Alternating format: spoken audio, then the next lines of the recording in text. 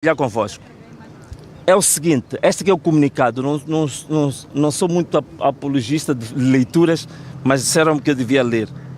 Depois da crise pós-eleitoral que se registrou logo a seguir às eleições gerais de 9 de outubro de 2024, cujos resultados foram fortemente contestados pela população e levaram o candidato presidencial da oposição, Venâncio Mondlane, a ter que ir ao exílio por 3 meses, realizaram-se 2 sessões de conversações entre Daniel Chapo, indicado como vencedor pelo Conselho Constitucional, e Venâncio Mondlane, tomado como segundo mais votado.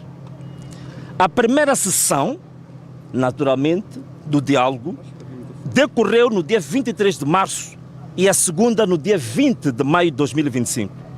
Segundo Venâncio Mondlane, único dos contendores que fez uma comunicação política para o fim das hostilidades entre a população e as autoridades de direito, haviam sido acordados nestes 2 encontros 6 pontos, sendo 4 no primeiro e 2 acrescidos no segundo encontro. Os pontos do acordo se resumem como indicado a seguir. Pontos debatidos e acordados. Ponto número 1. Fim de todas as formas de violência física e verbal entre as partes, população e autoridades públicas. Uma pequena nota sobre isto. Neste ponto havia sido acordado que os 2 líderes, Venâncio Mondlane e Daniel Chapo, deviam fazer uma comunicação pública para cada campo de influência particular para que a paz fosse restabelecida. Em termos públicos, Venâncio Mondlane, a partir das suas plataformas de comunicação digital, fez uma live logo no dia que se seguiu ao primeiro encontro, o que não ocorreu com a contraparte. Segundo ponto de debate e de acordo na mesa do diálogo. Acesso livre e gratuito no Sistema Nacional de Saúde da assistência médica e medicamentosa para os cerca de 2.000 cidadãos feridos pelas Forças de Defesa e Segurança durante as manifestações, sendo que muitas delas, até hoje, se encontram com projéteis dentro do corpo. Terceiro ponto debatido e acordado. Compensação a ser administrada às famílias que tiveram parentes assassinados durante as manifestações pelas Forças de Defesa e Segurança, sobretudo a UIR, Unidade de Intervenção Rápida. Quarto ponto debatido e acordado. Libertação dos mais de 4.000 cidadãos que se encontram detidos no âmbito das manifestações pós-eleitorais, ficando apenas por determinar tecnicamente se seria por via da amnistia ou do indulto. Quinto ponto debatido e acordado. Viabilização do registro do partido do ex-candidato Venâncio Mondlane por formas que pudesse ele e os seus seguidores e colaboradores ter uma instituição oficial para exercer o direito fundamental de participação política dentro do quadro legal e constitucional do país. Sexto ponto e o último, possibilidade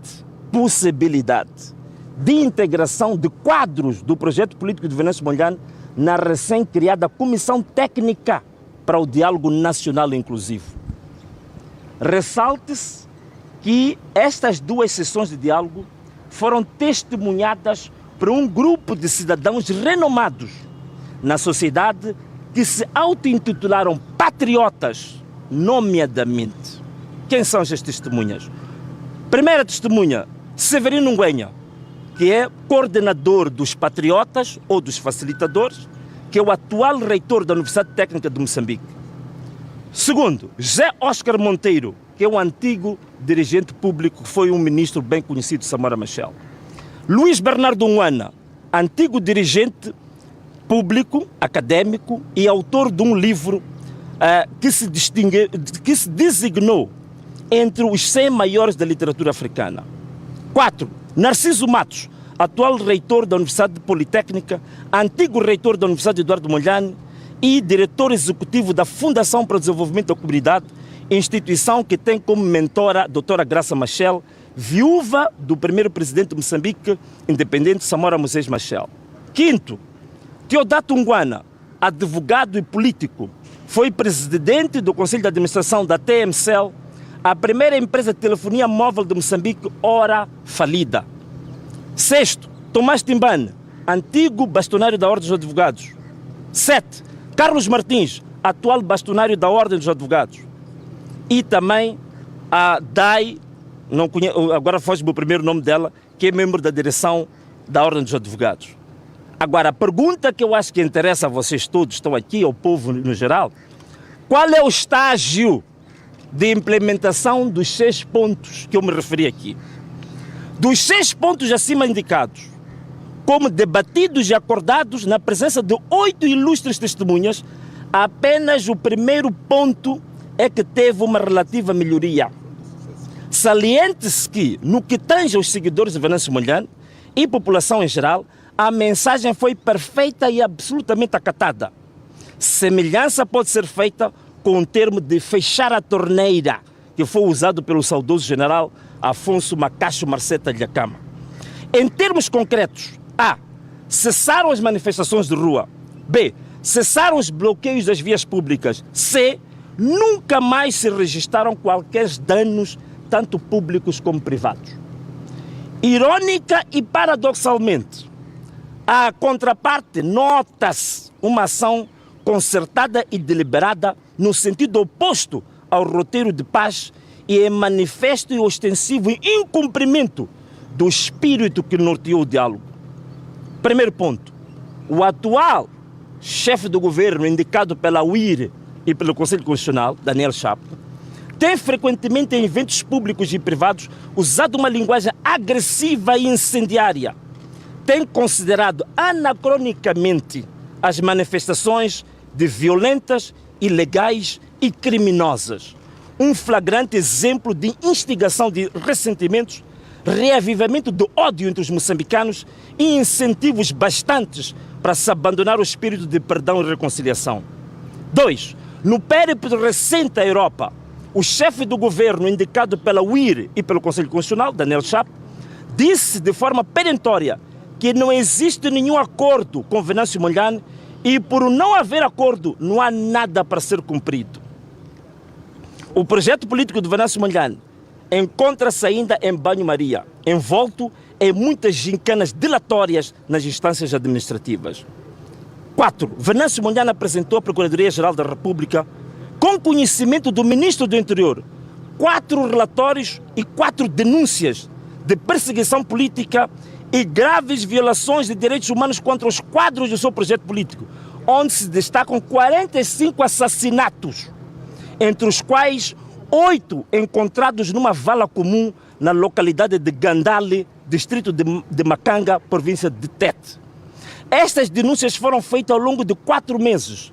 Não tiveram nenhum tratamento pelo Ministério Público e nenhuma reação do Ministro do Interior. Mas, ironicamente, o mesmo órgão da Justiça tem sido férreo quando se trata de Venâncio Mondlane e seus seguidores e colaboradores, conforme descrevemos abaixo. Processos judiciários contra Venâncio Mondlane. Venâncio Mondlane foi notificado em 2 ocasiões para ser interrogado na Procuradoria-Geral da República. O primeiro interrogatório foi no dia 11 de março, com duração de 10 horas, onde no final do mesmo foi-lhe aplicado a TIR, termo de identidade de residência. O segundo interrogatório foi a 27 de junho, que durou cerca de 2 horas. Ressaltar que ambos casos acima indicados não foram dados a conhecer os crimes de que é acusado, requisito elementar na instrução de processos judiciários. Como vocês viram, só hoje é que foi-me dado a conhecer os crimes. Outro dado bastante importante é que no segundo interrogatório o procurador expulsou um dos advogados de Venâncio Mondlane da sala apenas porque este questionou a consistência dos procedimentos adotados e a interpretação da lei feita pelo magistrado. Indisfaçavelmente uma interpretação com a intenção de forçar ao arguido a uma confissão capciosa. O Poder Judiciário, a Procuradoria, tem sido usada como um instrumento de perpetuação de perseguição contra Venâncio Mondlane, onde lhe foram instaurados inúmeros processos entre civis e criminais. As notificações são feitas com frequência para interrogatórios com texto contendo linguagem belicosa e ameaçadora como promessa de prisão em caso de não comparecer. Muito recentemente, num dos últimos interrogatórios feitos pela Procuradoria, Venâncio Mondlane na saída foi escoltado por uma força policial musculada, como se estivesse num teatro de guerra, como em Cabo Delgado, onde infelizmente esta mesma força não se faz presente, onde infelizmente a população precisa desta força e lá não está. Disparando gás lacrimogéneo e balas verdadeiras em todo o percurso, desde a sede da Procuradoria até a residência do visado. Nesta semana, ainda ontem, segunda-feira, dia 21 de julho, Venâncio Mondlane, ao regressar de um périplo pela Europa, ao chegar no aeroporto de Mavalane, é recebido por uma força policial descomunal, desproporcionalmente armada, disparando gás lacrimogéneo por todos os lugares onde Venâncio Mondlane era interpelado por populares para o saudar. Para esta terça-feira, dia 22, segue Venâncio Mondlane para esta notificação, que vocês agora já tiveram conhecimento, para uma sessão de contornos suspeitos e cuja gravidade vocês já tiveram conhecimento.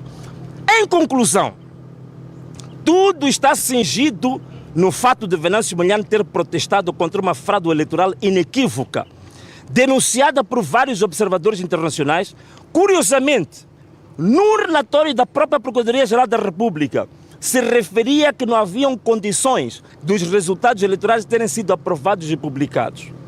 Para terminar, estamos perante o uso seletivo da lei, onde os aliados e os conformados com a monumental fraude eleitoral recebem privilégios, mas os inconformados são tratados de forma draconiana para lhes vergar não só os joelhos, mas também a consciência. Algo absolutamente impossível para ocorrer com um espírito intrépido como o do VM7. Em relação à natureza desta cruzada judiciária contra Venâncio Mondlane, ela se encaixa perfeitamente na célebre frase do famigerado político brasileiro Getúlio Vargas: aos amigos, tudo; aos inimigos, a lei. Este país é nosso. Salve Moçambique. Ana Malala! Muito obrigado.